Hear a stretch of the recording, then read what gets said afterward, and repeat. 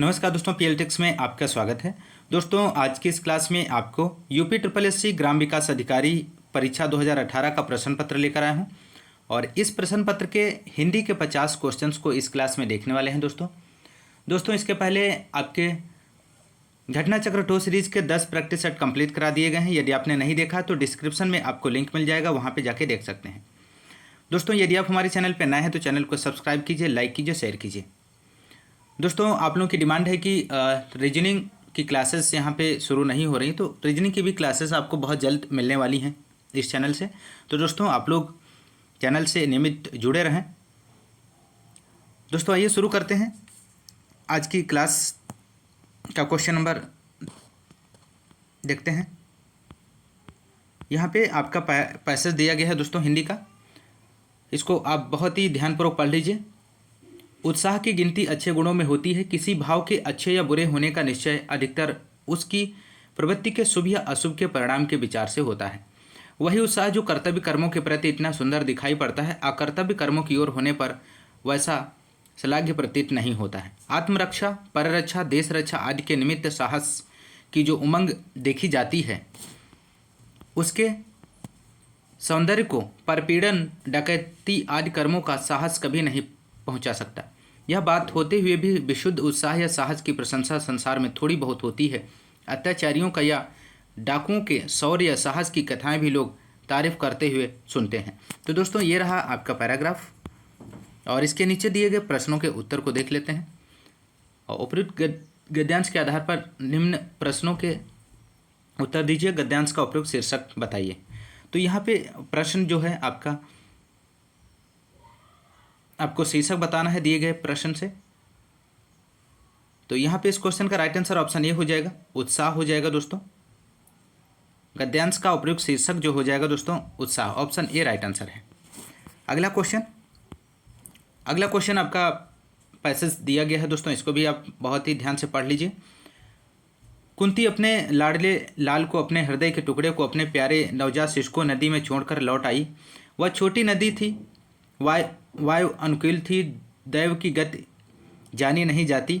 वह नदी चंबल नदी में जाकर मिलती। अब शिशु की पिटारी बहती बहती चंबल नदी में आ गई। इटावा के पास चंबल नदी आकर श्री यमुना जी में मिलती है। अतः चंबल के प्रवाह के साथ वह यमुना जी में आ गई और यमुना जी के साथ प्रयाग की ओर बढ़ी। तीर्थराज प्रयाग में जाकर श्री यमुना जी गंगा जी में मिल जाती हैं। अतः अब वह मंजूषा शिशु को लेकर काशी की ओर बहने लगी। उसके साथ न कोई मल्लाह था, न पथ प्रदर्शक। भाग्य उसे स्वयं ही बहाकर ले जा रहा था। काशीपुरी, पाटलिपुत्र आदि राज्यों की सीमा को पार करती हुई गंगा जी के प्रवाह के साथ वह मंजूषा बिना किसी रुकावट के आगे बढ़ती चली जा रही थी। आगे चलकर वह अंश देश की सीमा में पहुंची। अब मानो उसकी यात्रा समाप्त होगी। उसी समय चंपानगरी के राजा अधिरथ अपनी स्त्री राधा और अपने सेवकों सहित गंगा स्नान करने आए थे।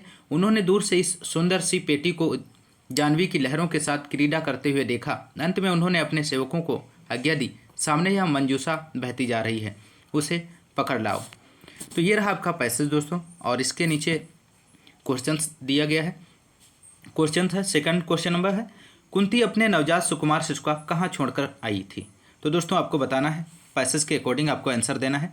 तो इस क्वेश्चन का यहाँ पे राइट आंसर ऑप्शन बी हो जाएगा, नदी इसका सही जवाब है। अगला क्वेश्चन नंबर थर्ड है दोस्तों, मंजूषा को कौन लेकर जा रहा था। तो दोस्तों आपको इस क्वेश्चन का राइट आंसर देना है। तो यहाँ पे राइट आंसर ऑप्शन डी हो जाएगा, भाग्य, ऑप्शन डी राइट आंसर है। अगला क्वेश्चन नंबर 4, राजा अधिरथ ने सेवकों को क्या आज्ञा दी थी। तो यहाँ पे इस क्वेश्चन का राइट आंसर ऑप्शन ए हो जाएगा, मंजूषा को लाने की, ऑप्शन ए राइट आंसर है दोस्तों। अगला क्वेश्चन नंबर 5, चंपानगरी के राजा किसके साथ गंगा स्नान करने आए थे। तो यहाँ पे इस क्वेश्चन का राइट आंसर ऑप्शन ए हो जाएगा, राधा और सेवक के साथ।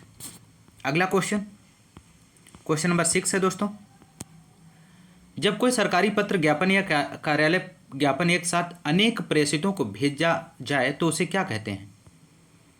तो इस क्वेश्चन का यहाँ पे राइट आंसर हो जाएगा दोस्तों, इस क्वेश्चन का दोस्तों यहाँ पे राइट आंसर ऑप्शन डी हो जाएगा। परिपत्र कहते हैं जब कोई सरकारी पत्र, कार्यालय ज्ञापन या ज्ञापन का एक साथ अनेक प्रेषितों को भेजा जा रहा हो तब उसे परिपत्र कहा जाता है दोस्तों। ऑप्शन डी राइट आंसर हो जाएगा। Next question, question number 7। जब एक अधिकारी दूसरे अधिकारी को व्यक्तिगत नाम से पत्र लिखता है उसे क्या कहते हैं? तो इस क्वेश्चन का दोस्तों यहाँ पे राइट आंसर हो जाएगा ऑप्शन बी, अर्ध शासकीय पत्र कहते हैं। ऑप्शन बी राइट आंसर हो जाएगा। अगला क्वेश्चन, क्वेश्चन नंबर 8। एक विद्यार्थी को अपने स्कूल के प्रधानाचार्य को अभिनिवेदन में क्या लिखना चाहिए? तो इस क्वेश्चन का यहाँ पे राइट आंसर ऑप्शन सी हो जाएगा, आपका आज्ञाकारी शिष्य। ऑप्शन सी राइट आंसर है दोस्तों। अगला क्वेश्चन, क्वेश्चन नंबर 9। संक्षेपण मूल पाठ से कितने शब्दों में लिखना चाहिए? तो इस क्वेश्चन का दोस्तों यहाँ पे राइट आंसर हो जाएगा, संक्षेपण मूल पाठ से 1/3 शब्दों में लिखना चाहिए। ऑप्शन बी राइट आंसर हो जाएगा दोस्तों, 1/3 शब्दों में। नेक्स्ट क्वेश्चन, क्वेश्चन नंबर 10 है, हिंदी में ध्वनियाँ कितने प्रकार की होती हैं? दिए गए ऑप्शंस में दोस्तों आपको उत्तर का चयन करना है। तो इस क्वेश्चन का यहाँ पे राइट आंसर ऑप्शन ए हो जाएगा। हिंदी में ध्वनियाँ 2 प्रकार की होती हैं दोस्तों, स्वर और व्यंजन। स्वर क्या होते हैं? स्वर वे होते हैं जो स्वयं बिना किसी अन्य की सहायता से उच्चारित होते हैं। व्यंजन वे होते हैं जिनका उच्चारण स्वरों की सहायता से हो सकता है। तो इस क्वेश्चन का ऑप्शन ए राइट आंसर हो जाएगा। अगला क्वेश्चन, क्वेश्चन नंबर 11 है, मात्रा के आधार पर स्वर कितने प्रकार के होते हैं? तो दिए गए ऑप्शंस में से आपको बताना है। तो मात्रा के आधार पर स्वर 2 प्रकार के होते हैं, ह्रस्व स्वर और दीर्घ स्वर। तो यहाँ पे ए राइट आंसर हो जाएगा, 2 सही है। अगला क्वेश्चन, क्वेश्चन नंबर 12, जिह्वा के आधार पर स्वर कितने प्रकार के होते हैं दोस्तों? तो जिह्वा के आधार पर स्वर 3 प्रकार के होते हैं। ऑप्शन बी राइट आंसर हो जाएगा दोस्तों, अग्रस्वर, मध्य स्वर, पश्च स्वर। ध्यान रखिएगा। अगला क्वेश्चन, क्वेश्चन नंबर 13, निम्न में कौन सा शब्द पुल्लिंग है? तो पुल्लिंग शब्द का चयन करना है दोस्तों। तो यहाँ पे इस क्वेश्चन का राइट आंसर हो जाएगा दोस्तों आभार। आभार शब्द पुल्लिंग है। ऑप्शन डी राइट आंसर हो जाएगा। जबकि दया, माया और भाषा ये सभी स्त्रीलिंग शब्द हैं दोस्तों, ध्यान रखिएगा, स्त्रीलिंग। अगला क्वेश्चन, क्वेश्चन नंबर 14, निम्न में कौन सा शब्द पुल्लिंग है? आपको बताना है दोस्तों। तो यहाँ पे इस क्वेश्चन का राइट आंसर हो जाएगा ऑप्शन बी, कष्ट। कष्ट शब्द पुल्लिंग है और आशा, क्षमा और सेना शब्द स्त्रीलिंग है दोस्तों, ध्यान रखिएगा। अगला क्वेश्चन, क्वेश्चन नंबर 15, निम्न में कौन सा शब्द स्त्रीलिंग है? तो दिए गए ऑप्शंस में से दोस्तों आपको स्त्रीलिंग शब्द का चयन करना है। तो इस क्वेश्चन का यहाँ पे राइट आंसर ऑप्शन डी हो जाएगा, आय। आय स्त्रीलिंग शब्द है, जबकि विवाद, सार और रूप ये पुल्लिंग शब्द हैं दोस्तों, ध्यान रखिएगा। अगला क्वेश्चन, क्वेश्चन नंबर 16,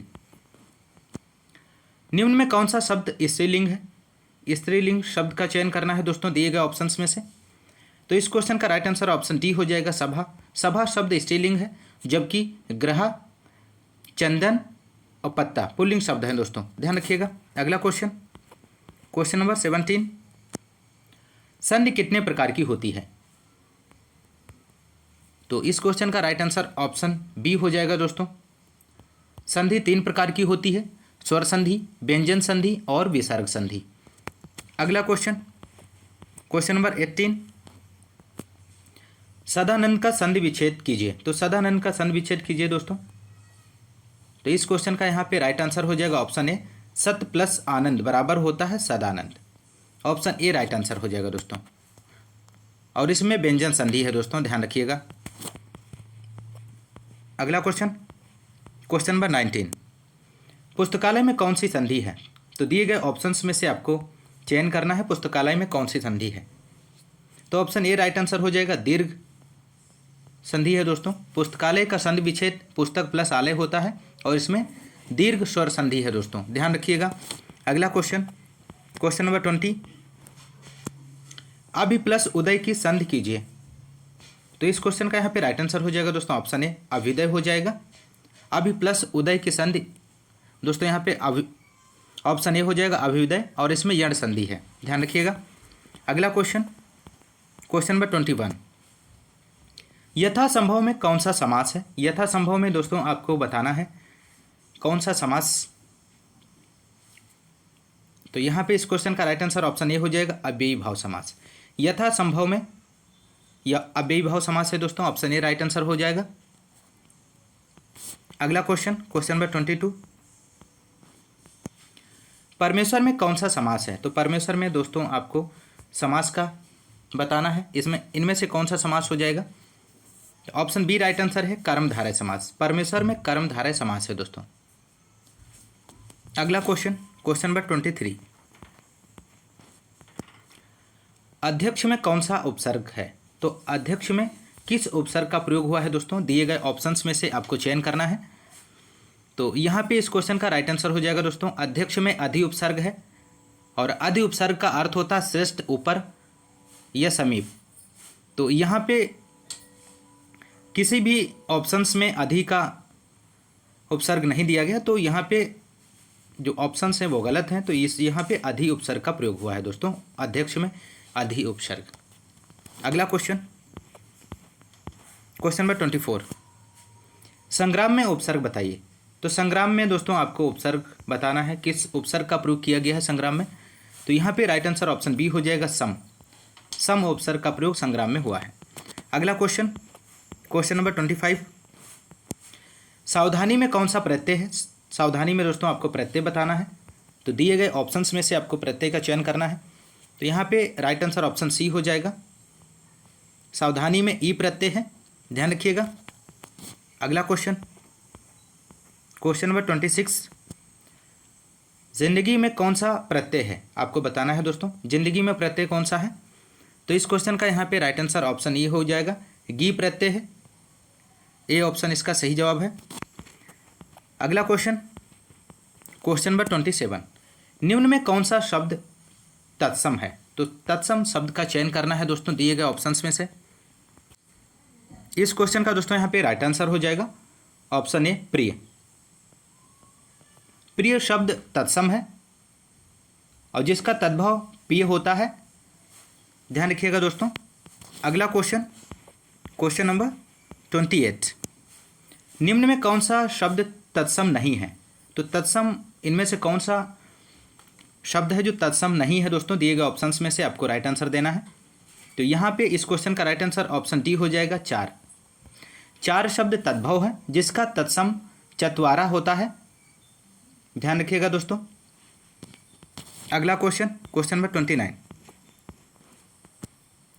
निम्न में कौन सा शब्द विदेशज है? तो विदेशज शब्द का चयन करना है दोस्तों दिए गए ऑप्शंस में से।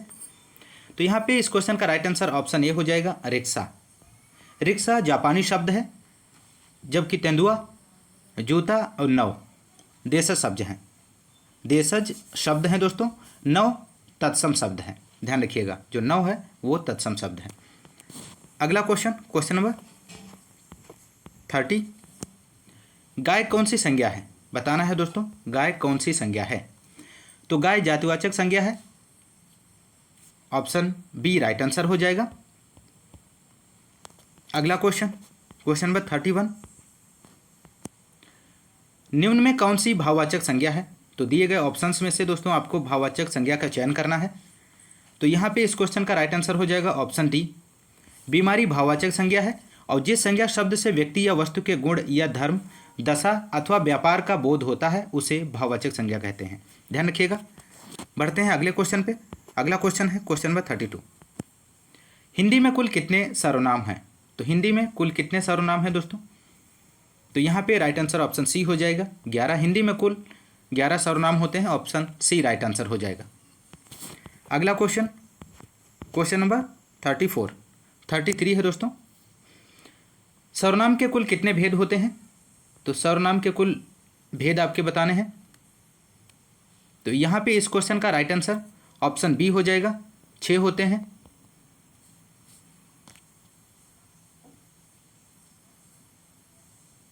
ऑप्शन बी राइट आंसर है दोस्तों। अगला क्वेश्चन, क्वेश्चन नंबर 34 है, पर्वतीय कौन सा विशेषण है? तो आपको बताना है दोस्तों पर्वतीय कौन सा विशेषण है। तो दिए गए ऑप्शंस में से राइट आंसर ऑप्शन ए हो जाएगा दोस्तों, गुणवाचक विशेषण। पर्वतीय में गुणवाचक विशेषण है दोस्तों।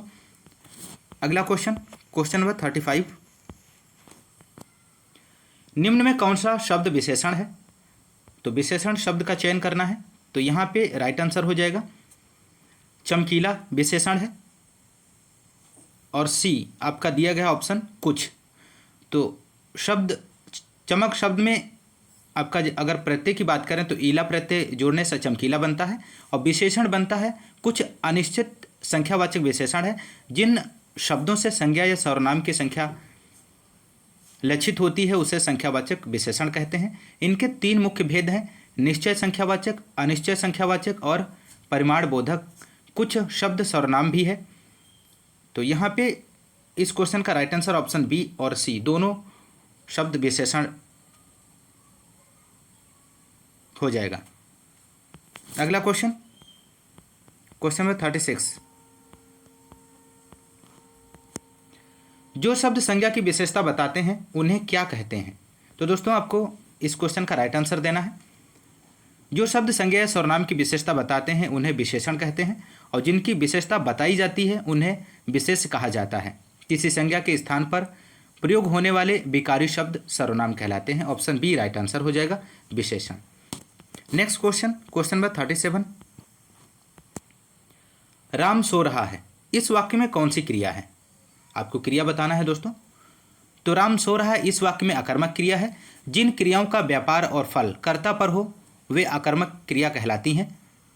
तो यहाँ पे इस क्वेश्चन का राइट आंसर ऑप्शन ए हो जाएगा, आकर्मक क्रिया।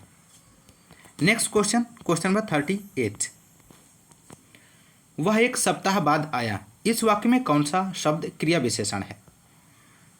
तो वह एक सप्ताह बाद आया, इस वाक्य में बाद कालवाचक क्रिया विशेषण है। ऑप्शन सी राइट आंसर हो जाएगा, बाद। अगला क्वेश्चन,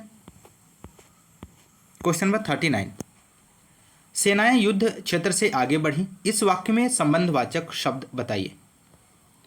तो सेनाएं युद्ध क्षेत्र से आगे बढ़ी, इस वाक्य में संबंधवाचक शब्द आगे है। यह अर्थ के अनुसार संबंध बोधक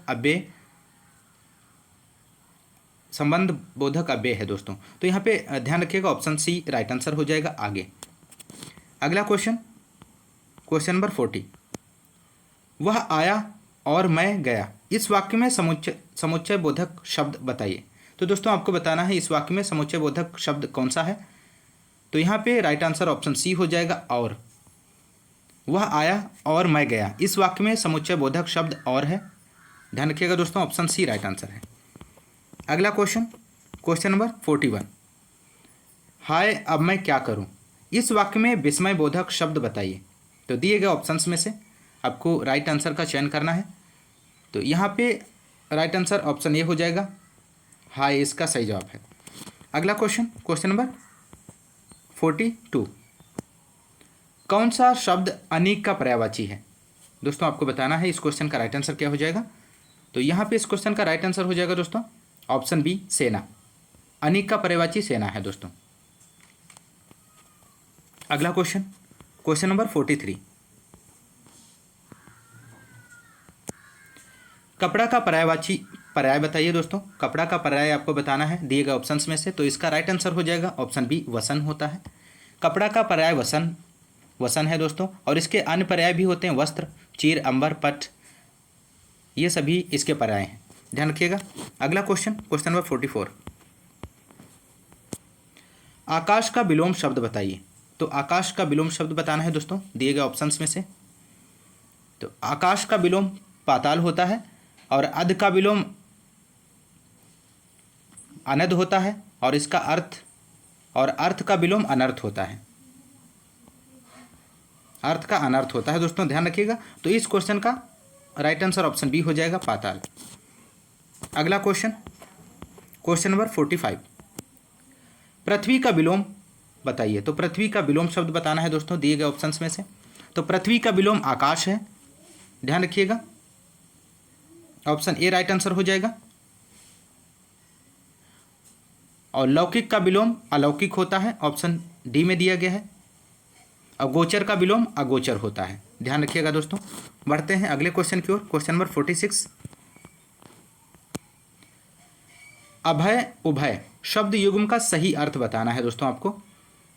तो यहाँ पे इस क्वेश्चन का राइट आंसर हो जाएगा, अभय मीन्स होता है निर्भय और उभय मीन्स होता है दोनों। तो ऑप्शन ए राइट आंसर हो जाएगा, निर्भय और दोनों। अगला क्वेश्चन, क्वेश्चन नंबर 47। अले अली शब्द का सही अर्थ है।